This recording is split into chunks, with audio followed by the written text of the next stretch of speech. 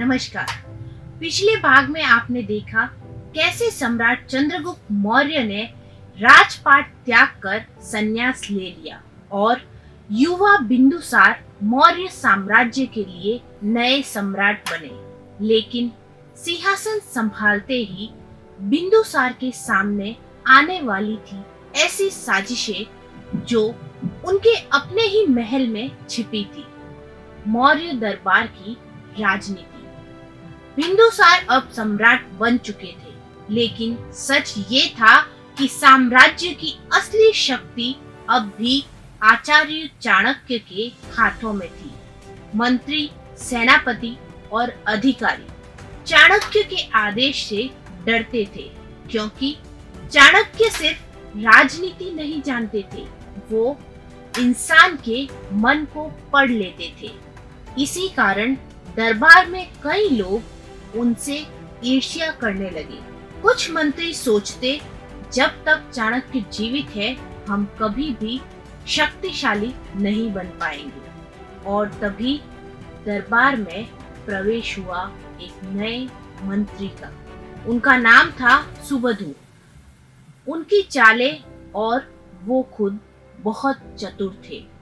वो धीरे धीरे सम्राट बिंदुसार का विश्वास जीतने लगा। मीठी बातें, चालाक मुस्कान और हर समय राजा की प्रशंसा करना, यही उसकी सबसे बड़ी ताकत थी। लेकिन अंदर ही अंदर वो चाणक्य से नफरत करता था, क्योंकि उसे पता था जब तक चाणक्य दरबार में है मैं कभी सबसे शक्तिशाली मंत्री नहीं बन सकता।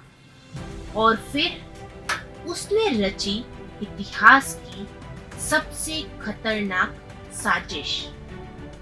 एक रात सुबधु ने अकेले में सम्राट बिंदुसार से कहा, महाराज, क्या आप जानते हैं आपकी माता की मृत्यु कैसे हुई थी? बिंदुसार चौंक गए, क्योंकि बचपन से उन्होंने अपनी माता दुर्धरा के बारे में बहुत कम सुना था। तब सुबधु धीरे धीरे बोला, आपकी माता की मृत्यु के पीछे आचार्य चाणक्य थे। ये सुनते ही बिंदुसार स्तब्ध रह गए। कहा जाता है कि सम्राट चंद्रगुप्त को हर दिन थोड़ा थोड़ा विष दिया जाता था, ताकि भविष्य में कोई उन्हें जहर देकर मार न सके। ये योजना स्वयं चाणक्य ने बनाई थी। लेकिन एक दिन रानी दुर्धरा ने गलती से वही भोजन खा लिया। वे गर्भवती थी। जहर फैलते ही महल में हड़कंप मच गया। तब चाणक्य ने मां और बच्चे को बचाने की कोशिश की। रानी को बचाया नहीं जा सका, लेकिन उन्होंने शिशु को बचा लिया। कहा जाता है कि शिशु के सिर पर जहर की एक बूंद गिर गई थी। इसी कारण उसका नाम पड़ा बिंदुसार, अर्थात जिसके शरीर पर विष की बूंद का चिन्ह हो। लेकिन सुबधु ने इस घटना को एक षड्यंत्र की तरह प्रस्तुत किया। बिंदुसार के मन में संदेह पैदा हो चुका था। उन्होंने सोचना शुरू किया, क्या मेरी माता की मृत्यु का कारण सच में चाणक्य थे? धीरे धीरे उनका व्यवहार बदलने लगा। जो गुरु उन्हें पुत्र समान मानते थे, अब उन्हीं से सम्राट दूरी बनाने लगे। चाणक्य सब समझ रहे थे। उन्हें एहसास हो चुका था महल में कोई उनके और सम्राट के बीच जहर घोल रहा है। एक दिन चाणक्य ने राजसभा छोड़ दी। उन्होंने अपने सारे पद त्याग दिए और महल से दूर एक साधारण कुटिया में रहने लगे। पूरा पाटलिपुत्र स्तब्ध था। लोग कहते, जिस व्यक्ति ने मौर्य साम्राज्य बनाया, आज वही अकेला छोड़ दिया गया।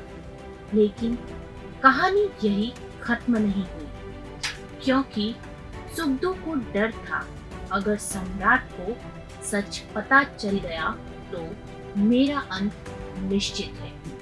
और फिर उसने रची एक साजिश, एक अंतिम और आखिरी साजिश।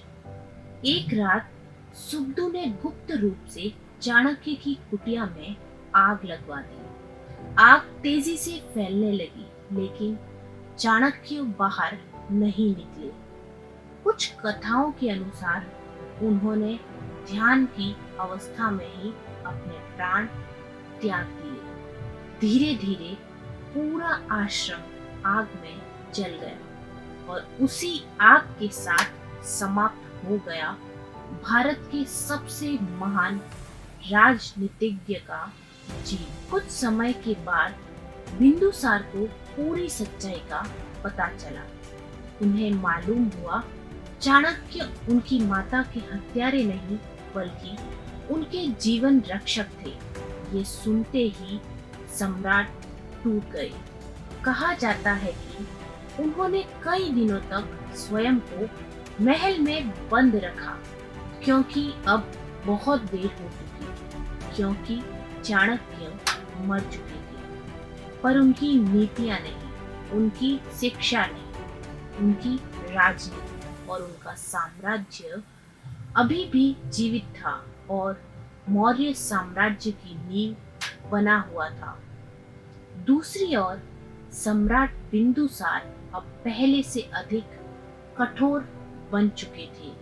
उन्होंने विद्रोह दबाने शुरू किए, साम्राज्य का विस्तार जारी रखा और फिर उनके जीवन में जन्म लेने वाला था एक ऐसा राजकुमार जो आगे चलकर पूरी दुनिया में महान सम्राट कहलाएगा।